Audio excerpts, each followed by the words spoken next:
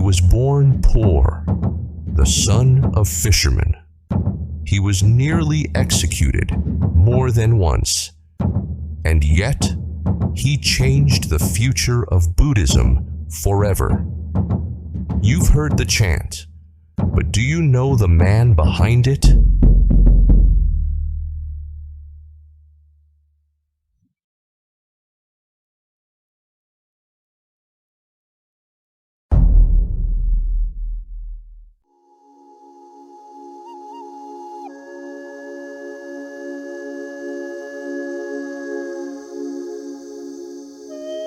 Nichiren wasn't born into power or peace.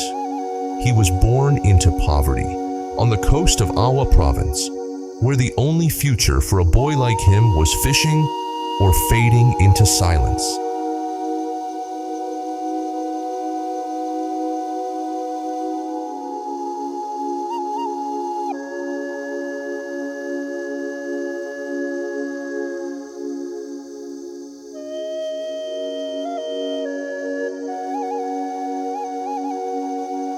At just 12 years old, he left his family and climbed a mountain.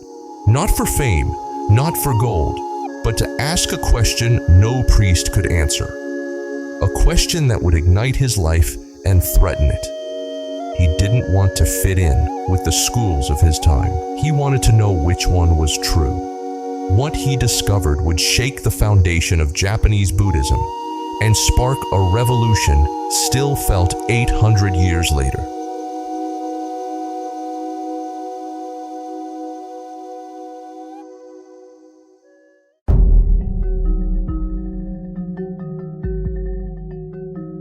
Nichiren studied and questioned and traveled. He sat with monks from every tradition, Tendai, Zen, Shingon, Pure Land, and listened. One said Amida's Pure Land was the only path. Another claimed Zen offered direct transmission beyond words. Still others spoke of secret rituals, hidden truths.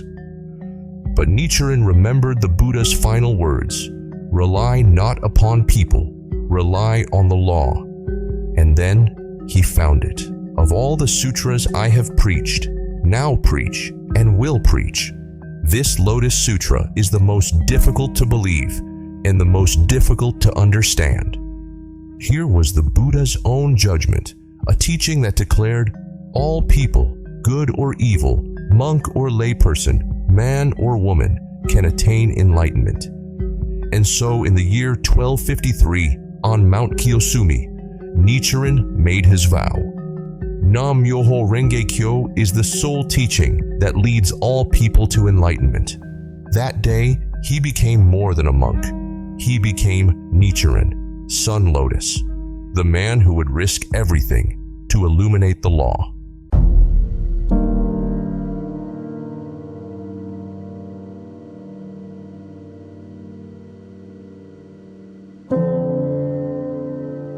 He didn't keep his discovery to himself. Nichiren spoke it.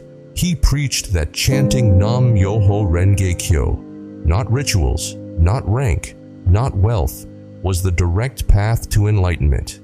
He confronted Zen monks, Pure Land priests, Shingon ritualists, not with hatred, but compassion. He said, if a doctor sees poison being sold as medicine, can they remain silent? Then he did something unthinkable. He wrote a letter to the shogunate itself, declaring that the suffering of Japan, earthquakes, famine, invasion, was the result of abandoning the Lotus Sutra. For that, they tried to kill him. First, they burned his hut to the ground. Then came exile, and then an execution order.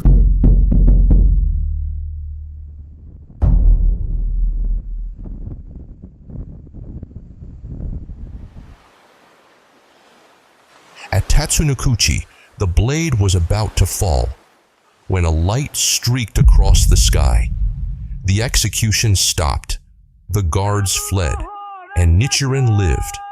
He called it a sign that his true mission had just begun.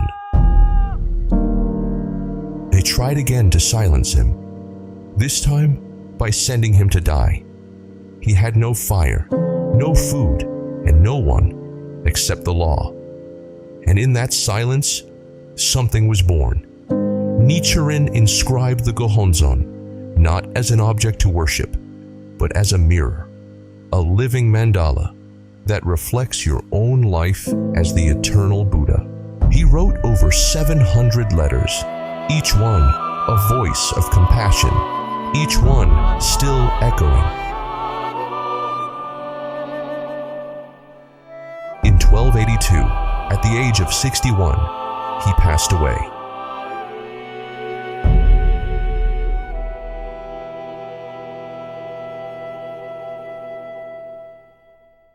He left no temple, no crown, only this sentence: Nam Myoho Renge Kyo is the only teaching that enables all people to attain enlightenment. Nichiren Daishonin's story isn't just history, it's your invitation. He faced death to reveal one law, and that law is waiting right now. If you want to go deeper, our book, The Sun Lotus, Nichiren's Life in His Own Words, is free to all YouTube members starting at Daimoku Devotee and above. Just click the join button, check the pinned comment, or read the video description below. And if you've ever wondered what Nam Myoho Renge Kyo really means, watch the video left now.